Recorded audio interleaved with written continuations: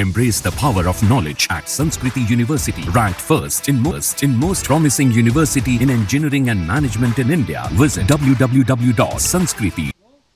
North Kashmir में assembly की 17 सीटें हैं और इस बार बताया जा रहा है कि यहाँ पर कड़ा मुकाबला जो है वो एआईपी और साथ ही साथ नेशनल कॉन्फ्रेंस में देखा जा सकता है, लेकिन बीजेपी जो है उसने भी कई जगह पर अपने कैंडिडेट यहाँ पर खड़े किए हैं। हमारे साथ बात करने के लिए जावेद कुरैशी साहब हैं, डिस्ट्रिक्ट प्रेसिडेंट हैं, और इसके साथ ही कई बार इन्हें यहाँ पर तिरंगा झंडा लेकर कई जगहों पर जो है वो देखा गया है। इन्हीं से बात करते हैं। जावेद साहब, जिस तरीके से इस बार चुनाव हो रहे हैं नॉर्थ कश्मीर की, अगर हम बात करें, क्या लग रहा है इस बार कितनी सीटें बीजेपी ले पाएगी? आपको इसका क्या लग रहा है?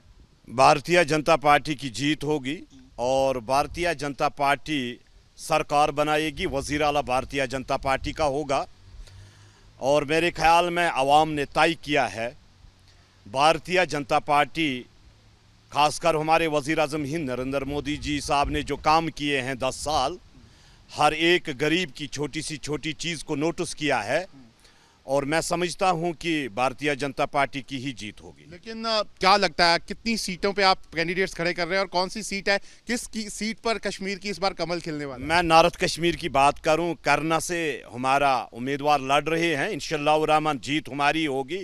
गुरेज से है और जीत हमारी होगी, बांडीपोरा से है और हमारी हंदवारा से भी एक सीट है और भारतीय जनता पार्टी के वर्कर शदमत से हिस्सा ले रहे हैं।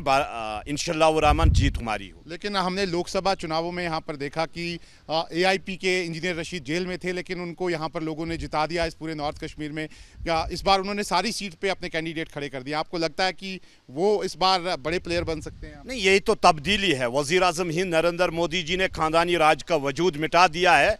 अगर आज आवाम बाहर निकल रही है वोट डालने के लिए, लाखों में वोट डाल रहे हैं डर और खौफ के बगैर, वो वज़ीर आज़म हिंद नरेंद्र मोदी जी की जीत है जिसने इन लोगों के दिल जीते हैं, तब ये मुमकिन हुआ। अगर आज कोई इलेक्शन में हिस्सा ले रहा है डर खौफ के बगैर, वो भारतीय जनता पार्टी की ही बदौलत है। लेकिन जो एआईपी इस बारी जो कैंडिडेट खड़ा कर रही है, आरोप ये लग रहे हैं कि वो कहीं ना कहीं आप ही के प्रॉक्सी हैं और आप ही के लिए वो यहाँ पर चुनाव लड़ रहे हैं। आरोप लगाना अलग बात है। मैं ये कहूँ, यहाँ के खानदानी राज के जो लीडर्स है उनमें डर खौफ आज है और भारतीय जनता पार्टी मजबूत पार्टी है और इंशाअल्लाह रहमान जिन लोगों से उनको डर लग रहा है, कई सालों उन्होंने हुकूमतें की, ओहदे वज़ीर आला रहे हैं, खानदानी राज का बढ़ावा एक दबदबा था, उस दौर को वज़ीर आज़म हिंद नरेंद्र मोदी जी ने ख़त्म किया है। अब नेशनल कॉन्फ्रेंस और पीडीपी और कांग्रेस का वजूद जम्मू कश्मीर में आपको नजर नहीं आएगा। लेकिन उमर अब्दुल्ला साहब, क्योंकि बहुत सारे इस बार इंडिपेंडेंट्स खड़े हुए हैं, उमर अब्दुल्ला साहब कह रहे हैं कि एक साजिश जो है वो मेरे खिलाफ की जा रही है। इनडायरेक्टली एक तरह से आप ही लोगों के लिए वो कह रहे हैं। देखो, साजिश की अलग बात है। अगर भारतीय जनता पार्टी ने एक वजीर आला को इसलिए तैयार किया कि टोपी उतार के वो वोट मांग रहा है, कई सालों से सत्ता में रह के आज इतना मजबूर हुआ है, अपनी टोपी को रख रहा है। हालत देखिए ना नेशनल कॉन्फ्रेंस की, ये किसकी बदौलत हुआ? आवाम को एक बहुत बड़ा मौका मिला है इस खानदानी राज को मिटाने का। अब इनका वजूद जम्मू कश्मीर में नजर नहीं आएगा। लेकिन जिस तरह से लोगों से बात हो रही है, इतनी पार्टियां इस समय उतर गई हैं, बीजेपी क्लेम करती है, अभी अमित शाह जी ने भी कहा था कि वही सरकार बनाएंगे। कैसे आप सरकार बनाएंगे? अगर नेशनल कॉन्फ्रेंस को सीटें मिल जाती है पीडीपी को, तो फिर सरकार कैसे बनेगी? वो आने वाला कल 8 तारीख को आपको मालूम होगा और इंशाअल्लाह रहमान रिजल्ट आने दो, भारतीय जनता पार्टी ही सरकार बनाएगी। वज़ीर आला भारतीय जनता पार्टी का होगा और इसमें कोई दो राय नहीं है। अब यहाँ खानदानी राज की सरकार दूर दूर तक नजर आपको नहीं आएगी। दोनों पार्टियां, नेशनल कॉन्फ्रेंस, पीडीपी और कुछ पार्टियां, उन्होंने एक बार फिर से अपने मैनिफेस्टो में 370 का मुद्दा डाल दिया। उन्होंने कहा अगर असेंबली में आते हैं तो रेजोल्यूशन ले आएंगे। 2 झंडे की बात हो गई, उसे कैसे देखते हैं यहाँ के लोग? आपको लगता है आवाम बाखबर है और एक विधान, एक संविधान, एक निशान की बात है। हर एक कश्मीरी इसको चाहता है, हिंदुस्तान में आगे बढ़ने की कोशिश कर रहा है। इनकी जो मकाराना सियासत थी वो ख़त्म हो चुकी है। जिस तरीके से ये प्ले कार्ड चलाते थे, 70 सालों से 370 पे वोट ले लिया। अब आवाम बाखबर है, अब किसी को धोखे में रखने की ज़रूरत नहीं है। आज सोशल मीडिया का ज़माना है।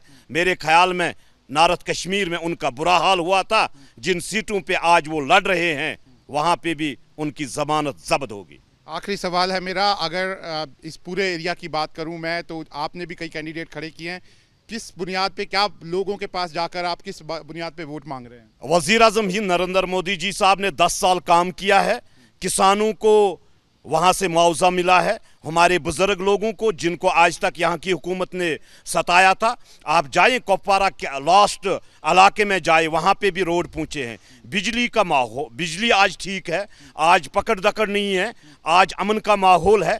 आज एक माँ बाप ये समझता है कि मेरा बेटा अगर मजदूरी के लिए जाएगा, गाड़ी चलाने वाला हो, रेडी पे बैठने वाला हो, मुलाजिम हो, आज गारंटी है वजीर आजम हिंद नरेंद्र मोदी जी की, वो शाम को वापस आएगा, बासलामत आएगा। स्टेट मिल जाएगी जम्मू कश्मीर को? वो हमारे होम मिनिस्टर साहब ने कहा, ये इनके दौर की बात नहीं है, ये हमारे होम मिनिस्टर साहब ने हाउस में कहा है, और इंशाल्लाह रहमान स्टेटहुड वापस मिल जाएगा। ठीक है, तो आप देख सकते हैं, ये हैं जावेद कुरैशी, ये बीजेपी का एक बड़ा नाम जम्मू कश्मीर से यहाँ पर है, और कश्मीर में कई बार इनको यहाँ पर अलग अलग यहाँ पर प्रदर्शनों में झंडा उठाते हुए देखा गया है। उनका साफ तौर पर कहना है कि कश्मीर में इस बार जो चुनाव हो रहे हैं उसमें बड़ा बदलाव जो है वो यहाँ पर देखा जाएगा।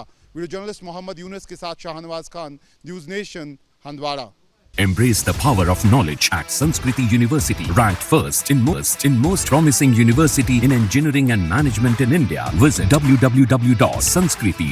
न्यूज नेशन अब व्हाट्सएप पर खबरों के ताजा अपडेट के लिए न्यूज नेशन के इस QR कोड को स्कैन करें।